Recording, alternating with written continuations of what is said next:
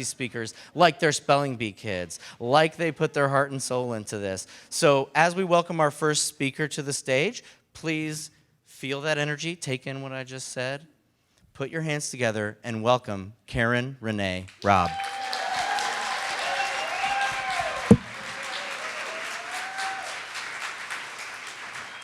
Yes, right.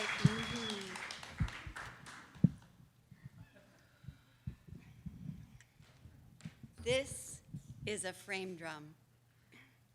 Traditionally used as a hand drum, but I do a few different things with it. I'm going to start with my passion.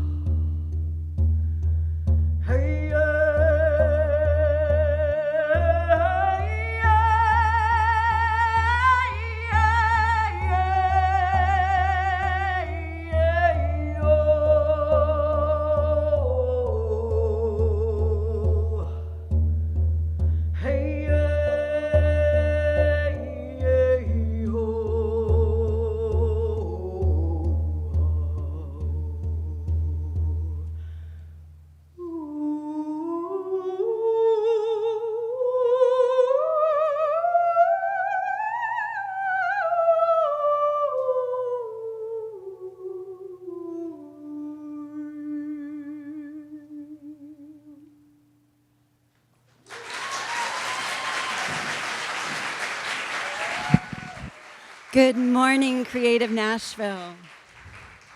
Creative Mornings, Nashville. My name is Karen Renee Robb. My dear friends call me K-Ray.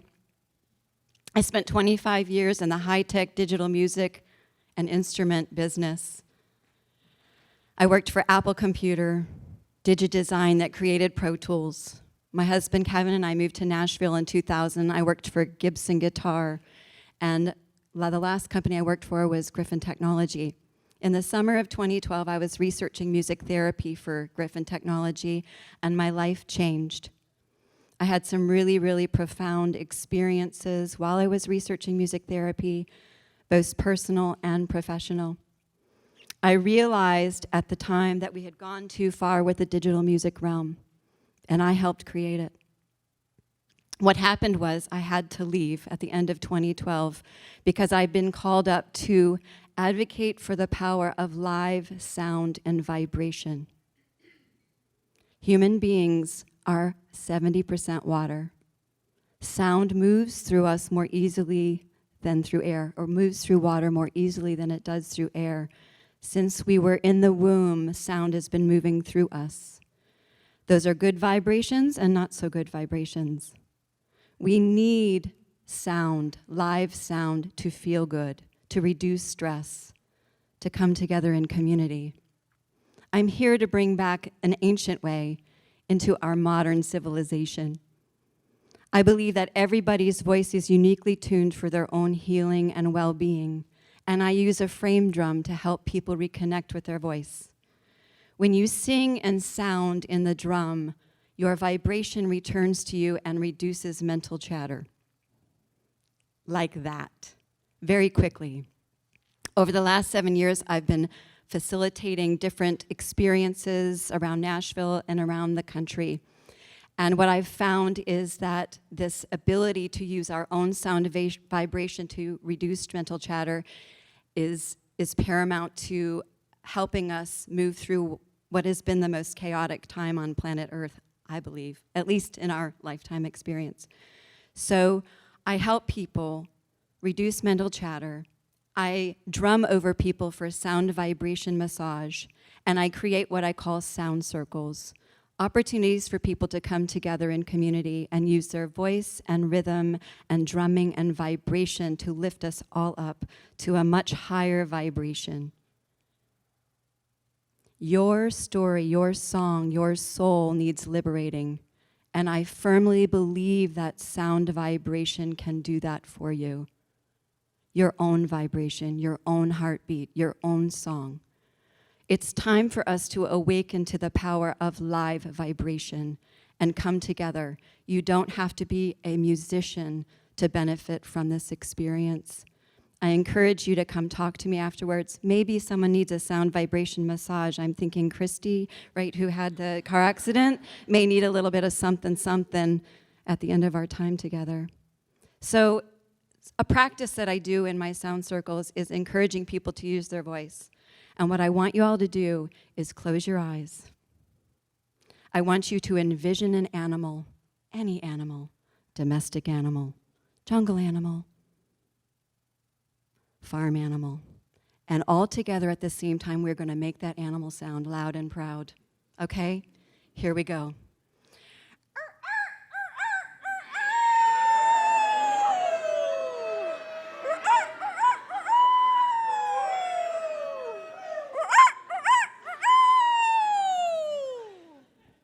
Very good.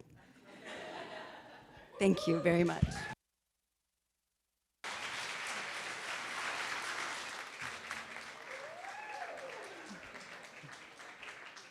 Wow, Karen. Wow, thank you so much. That was the most fun I've had all morning. Sorry to everyone I talked to. Thanks, Karen.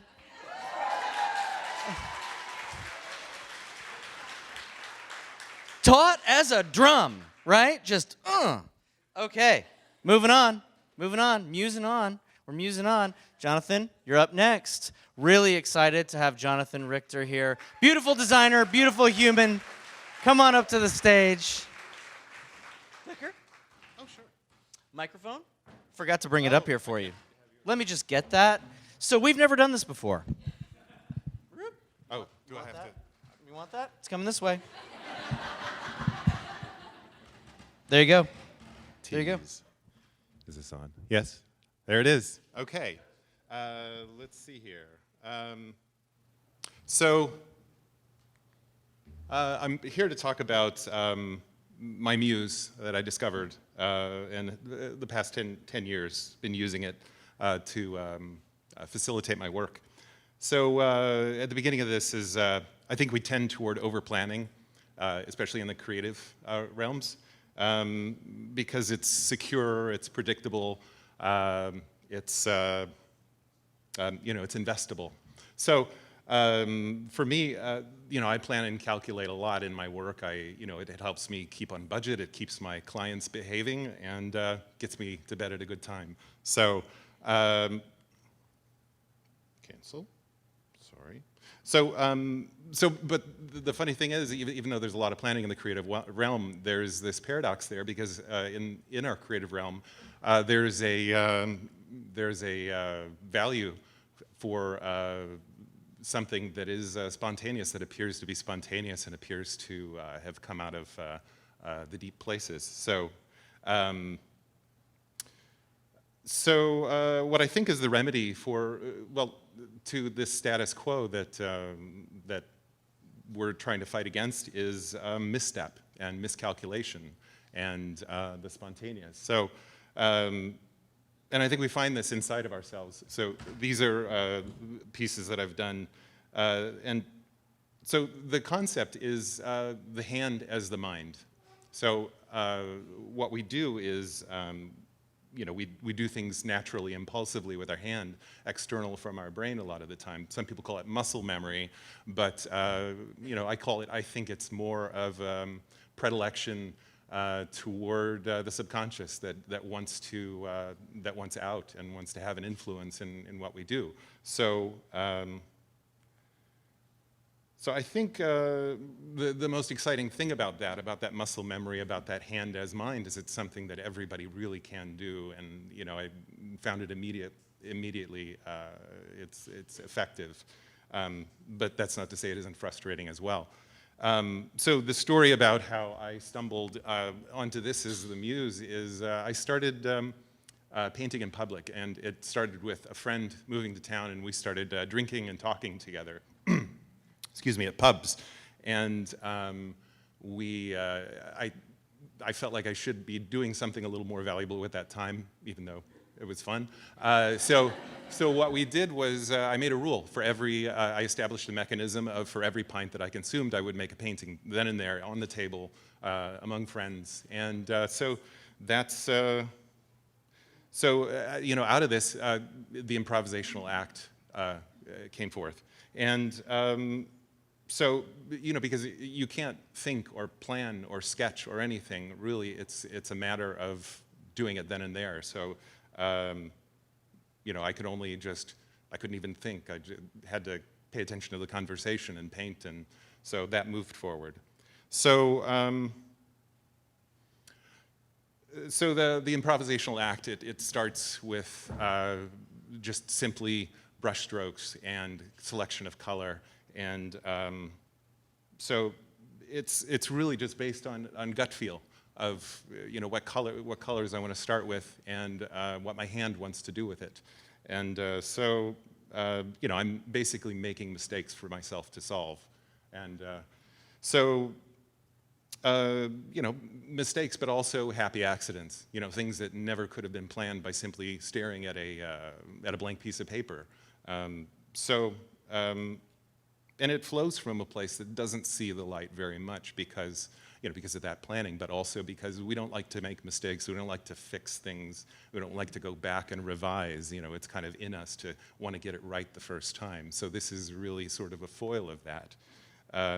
You know, so these gut decisions, I'm pretty confident that most of the things in our lives, most of the big missions that we have are the result of, you know, of missteps and of things that aren't planned or calculated, but you know, that don't have forethought, but you know, are the result of acts of passion or you know, most likely boredom as well. So,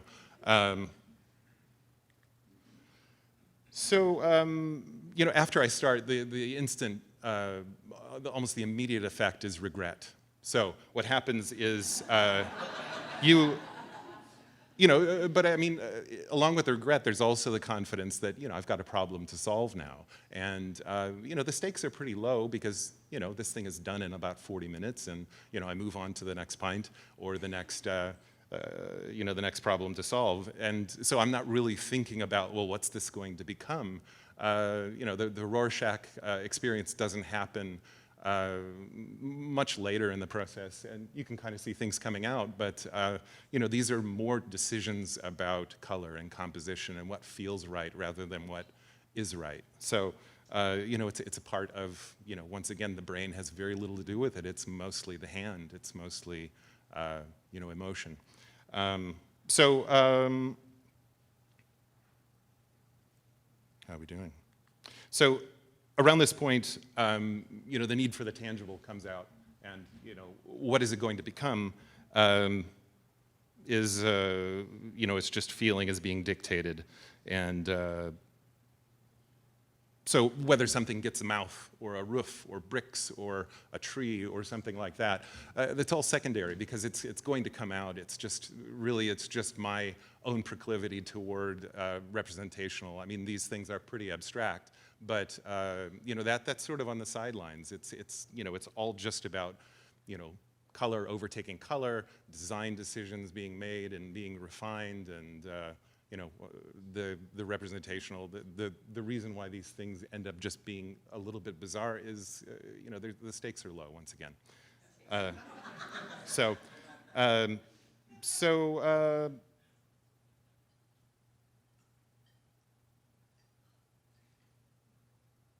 these little epiphanies are happening, you know, with what emerges as. You know, as I finish the pint and as I make my way toward, you know, finishing these, you know, the realization always is that I never would have come up with this stuff, you know, had I planned or sketched or, you know, researched what image to make. And so I think this is cross-disciplinary as well. You know, I think architecture, cooking, writing, singing, everything, all of this stuff has, you know, has the need for improvisation and you know, excluding the brain from a lot of our exercises. So so it starts pretty quick. It starts pretty quickly and ends very quickly, and but it's these small acts that I think they find their way into into our lives, into the whole, as just kind of a really pervasive thing. It permeates, as small things do. If you do something small repeatedly, you're not going to notice the effect immediately, but it'll rear its head when you least expect it. I think it's a good thing. So thank you for letting me share.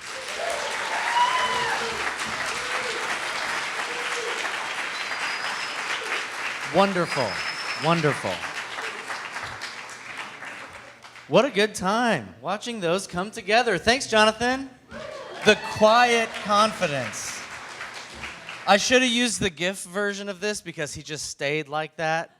He just is that. And that's Jonathan as the bar rages around him. He's just painting. I thought that was really, really wonderful, and thanks for sharing that. His submission for this show was just a video of him painting, and I was about 30 seconds in. I was like, yep, need you on stage. Well, let's keep rolling, shall we?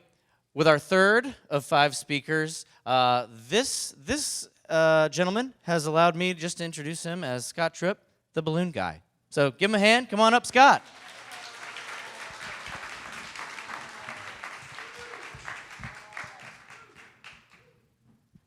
All yours. All right.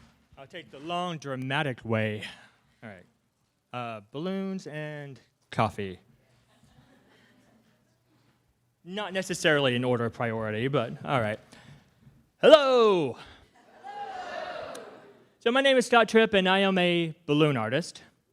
And I feel like there's a lot to unpack in that one sentence right there. So stay with me, and we'll get there.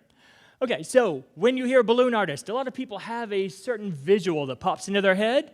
Not always flattering, but sometimes it'll be a clown making balloon dogs and swords, the guy at the state fair. And that's not inaccurate. Those people do make balloon animals. But balloon art is all of that and more. We actually, we have a slide. Oh, click. I'm also a mime. Sorry, that was me. This is a balloon dress. Right, so this was actually made by Tony Noreen out of Las Vegas. And I'm privileged to be best friends with some of the greatest in the world at what they do. Tony has made 400 to 450 different balloon dresses and actually helped assist on this one. This was for Chipotle. So that's why we have the Chipotle logos here. Those are uninflated balloons with floral wire. And they kind of dangle so they have that like Christmas tree ornament kind of kinetic look to it. And this, I believe, is the Chief Human Resources Officer of Chipotle. I don't know why I name dropped that. You guys all know her, right? Yeah. So this is an example of balloon art. We also have another one. Click. Oh, you handed it to me. I'm going to turn it off if I... Oh, there we go. This is Balloon Manor. This was headed up by Larry Moss. This is a walk-through haunted house made entirely of balloons. And these photos are from the first year. As far as I understand, this was done for 3 years, and then they did Elastic Park, which was dinosaur-themed, and they've done others. What Larry Moss is really good at is community building. So for this, he flew in somewhere between 30 to 40 balloon artists from all over the world. Actually, they flew in on their own dime because everyone wanted to be a part of this. This one was held, I believe, in a shopping mall, and they had community members come in, help build stuff, but they walked through and all the money was raised for charity. So this gives back to the community as well. Larry Moss is an amazing person, always pushing the art forward. That said, this is one of mine. This is a wood chipper destroying bad balloon art. Yeah, so I actually made this. I made this as a competition piece at a balloon convention, and that year the owners of the balloon company were also attending. So I sat in the jam room, which is where people sit and they play with all the different products, cutting up over here. Those were new balloons that they had provided for us to play with, sitting there, cutting their balloon products, staring at them. But yeah, so this was kind of my thing. I like the idea of kind of trying to raise the bar, move the art form forward, and not be lazy. So as a wood chipper. There's also a funny story behind that that I'm not going to tell on stage, so find me later. Okay, so I wanted to talk about balloon art because, A, it's my passion, it's what I do. I actually live with 2 other balloon artists. They got married at a balloon convention. The thing goes deep. All my friends are balloon artists. Yeah. None of this is exaggerating.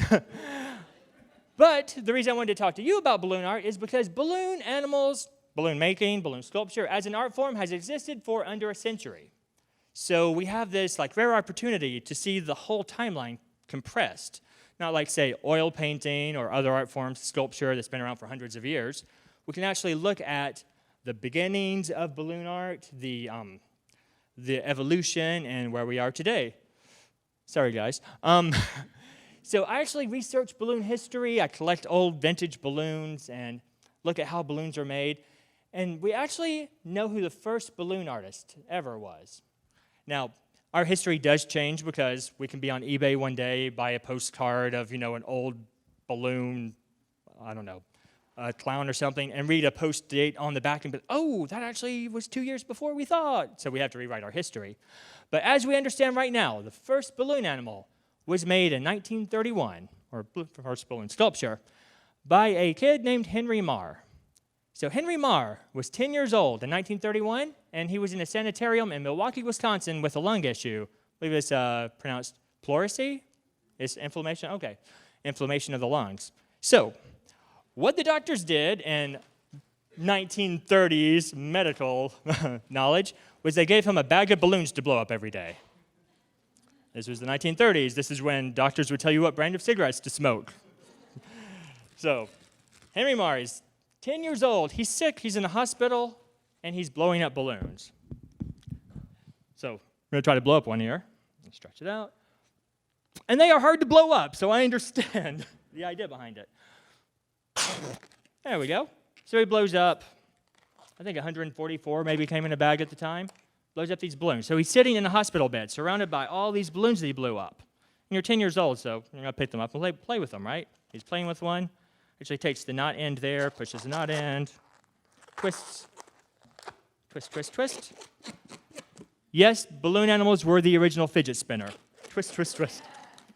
And he made a balloon apple. That is the jumping off point for all balloon art. And I've made a living making balloon animals. I've bought and sold houses. I bought cars. I've raised a family. And all of my friends owe their entire careers, our livelihood, to a 10-year-old kid in Milwaukee, Wisconsin for making a balloon animal. So I work for a lot of kids. I make balloon animals for birthday parties or different events. And there are a lot of kids that are 5, 10, around that age. And they're not always taken seriously. Going, oh, okay, you're a kid. We're not going to listen to you. But one 10-year-old kid, in one moment, changed our world. So I know this talk is about muses. So you never know when you might be someone else's muse. So I like to tell the kids I work for, maybe someday you'll do something small, insignificant to you, but change the whole world. So thanks to Henry Marr. And thank you guys for listening. Done. Let's see your spelling bee kid. Oh, yeah. There he is. Pixelated but beautiful. Okay, Annette, I'm going to leave this clicker up here. Our next speaker, Annette McNamara, has been helping people turn their pain into beauty and into beautiful things. And I'm so proud to be able to share the stage with her. And, well, that's all I've got, Annette. I haven't spotted you. There you are. Come on up. Give her a hand.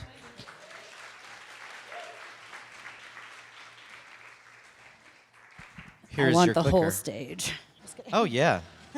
Stretch that sounds out. awesome. Is it up there yet? Nope. Hold on. Give me 2 seconds and I'll get 5 minutes going. All right. So this is my friend Isaac. He is an absolutely beautiful human being, and he is the muse for what I'm going to tell you about today. So Isaac and I met. We did an acting job. That is a very flattering picture of me.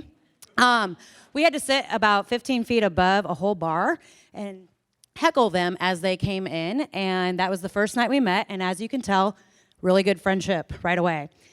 I have photographed Isaac probably, 100 times, something like that. he became my hairstylist, and obviously you get to talk to your hairstylist a lot.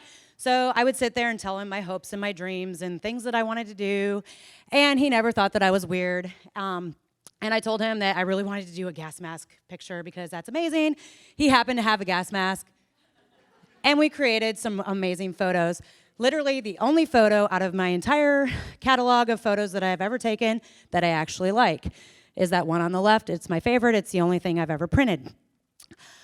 He also chilled in my backyard in Missouri, which was only 3 degrees that day. I love Alice in Wonderland. He was an awesome Mad Hatter.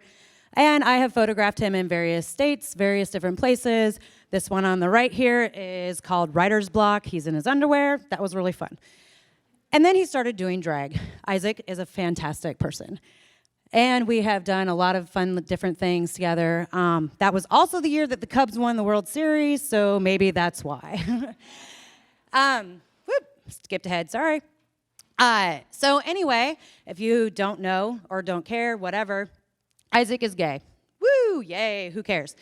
I have noticed in my life of doing photography and my life in general, one, I'm not a skinny person, and Isaac's gay. 2 main things that a lot of people in the world don't necessarily see as, oh, yay, I want to love you anyway. And then also in photography, and people not downing anybody that's amazing at Photoshop skills, I am not. But I come across so many people that I photograph that are like, can you change my nose? Can you change my legs? Can you make me taller? Can you make me thinner? Can you not make me look at all like who I am? And so when I was 38, which was last year, I decided, you know what, screw it, I'm gonna be who I am. And I wanna do a photo shoot for that. When I was a kid, somebody called me Butterball, asshole.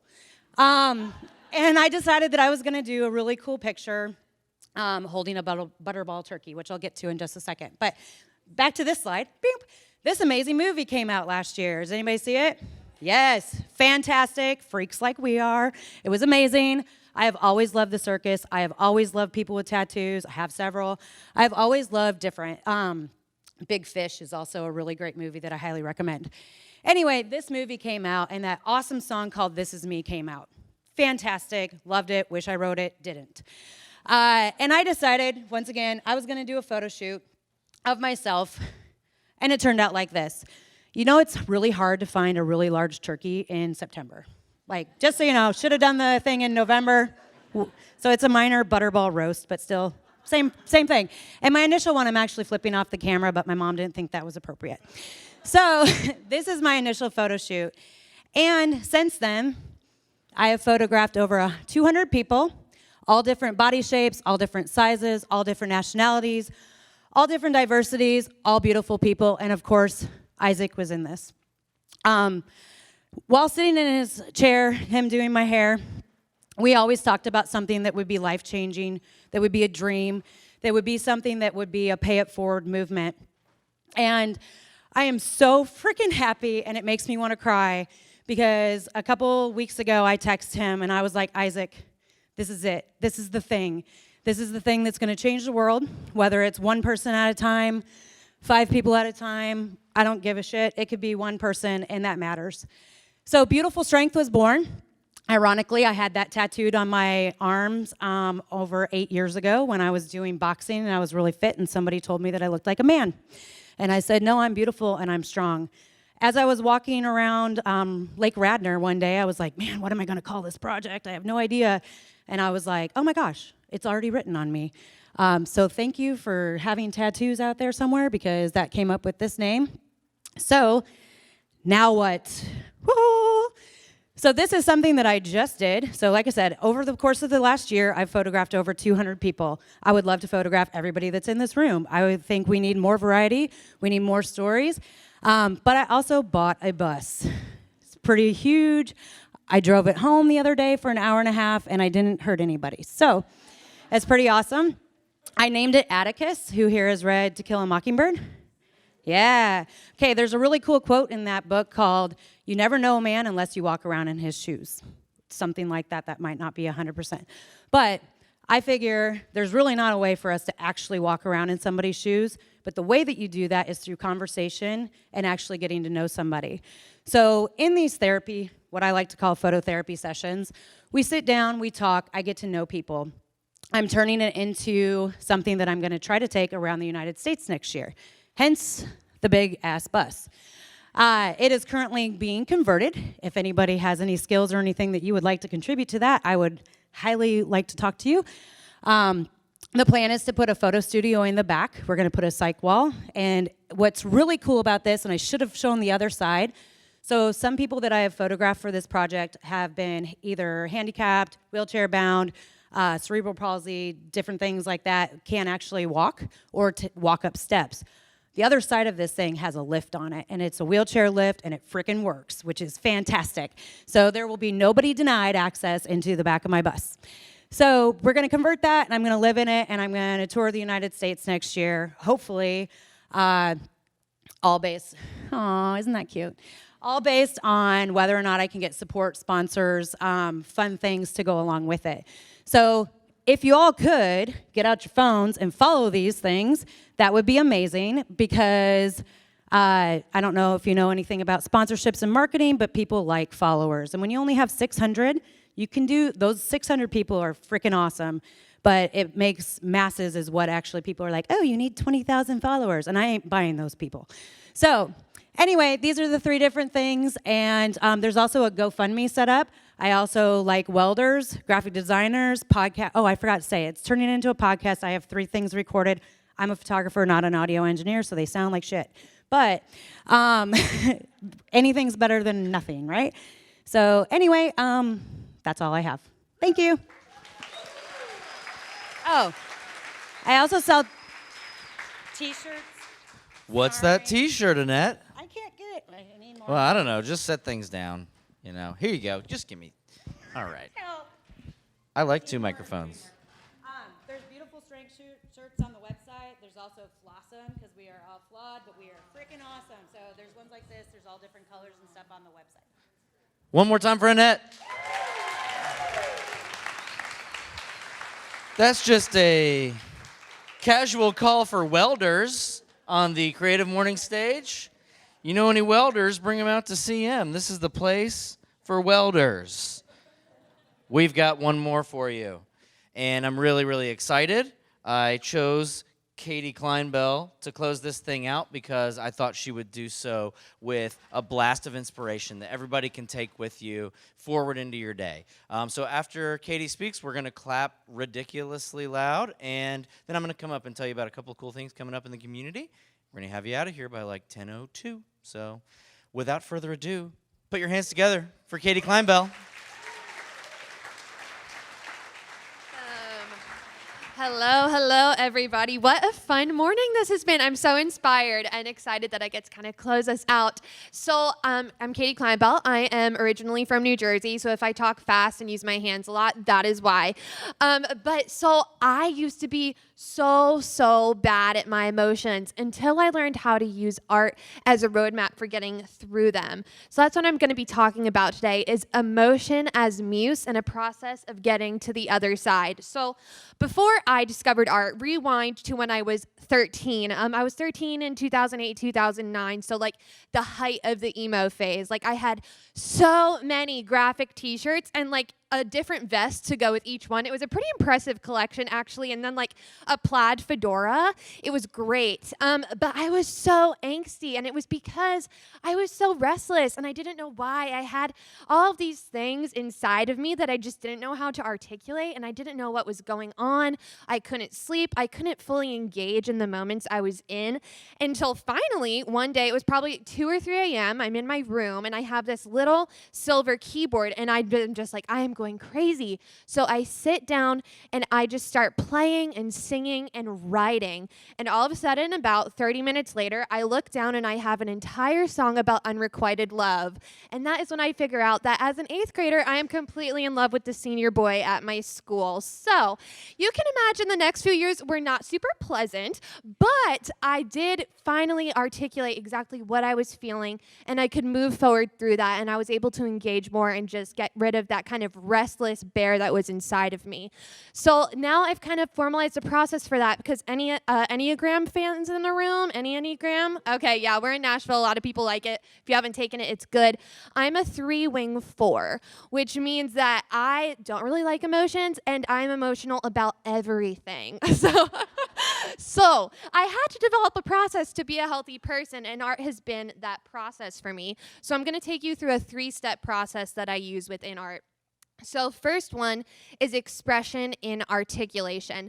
This is the messy phase, kind of like Jonathan talked about earlier. It's just getting it out. Don't sit down in whatever canvas you have, whether that's a music book, a notebook for writing, painting, sculpting. Don't have an end game for your art. Just sit down and, as Ernest Hemingway says, sit down and just bleed it out. Just let your emotions flow in whatever way it happens. For me, that's words, and so sometimes things don't make a lot of sense. There's a lot of conflicting sentences in one song, but it doesn't matter. I'm not looking for it to make sense right now. I'm just looking to really get something out. So just let it be messy. Let it be a chaotic process. Just let it flow through you. Don't look to edit yourself. Don't look to be perfect. Don't have an end game in this stage. Just let it flow out. And then 2 is process and creation. So once you kind of have your mess of beauty, look at it and say, what am I really trying to say? Why did I choose that word? What does that word actually mean? Oh, interesting. You start seeing a central message. So I'm not a singer-songwriter, but I love to write songs for fun, for emotional process. My songs are usually like 5 or 6 minutes before I edit it down through the process, because I'm very wordy.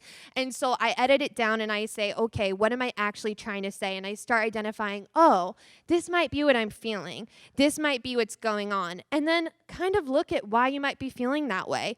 There might be some pain in that process. It might go deep. You might feel silly for feeling certain things, but don't, because your feelings are valid and your experiences lead to those feelings, and only you know what that is. So really dig deep. Don't be ashamed of what you're feeling, and just allow yourself to really identify what that is, process it, grieve it, celebrate too, because art can be fun. It doesn't all have to be born out of sadness, but really figure out what it is you're feeling through what you've written or created, and then say, why am I feeling this way? And then 3rd, so I truly believe everything is an opportunity to grow, whether that's in awareness, whether that's in new understanding, whatever it is, there's always an opportunity to grow. And while our emotions are never invalid, they're always valid because we feel them, they might not always be in line with the actual reality of your situation. For example, I have written more songs that I would like to admit that go something like, I'm not very worthwhile unless X happens. And that's just not true. It's valid that I felt it, and it's okay that I wrote a song about it, but that's actually not true of reality, because the reality is I have intrinsic value because of the person I've been created to be. And so while that song and that emotion is so valid, that's just not true. So be sure to match your art with what's actually true and grow in that understanding, grow in depth, and just continue to move forward throughout your emotions. So what I like to say is that my art are kind of road signs on my map throughout my emotional journey. I can look back at some and say, oh, that was a journey piece, and say, but it wasn't my ultimate destination, but it was part of me getting there. And then there are some pieces that are truly holistic and just full and really full circle and really show growth. But just keep going out there, experiencing, keep feeling, investing in those feelings, and then always ask yourself, is this true of reality? And what is my next step of growth? So keep creating. I'm super excited to be here with you all. Thank you so much for having me.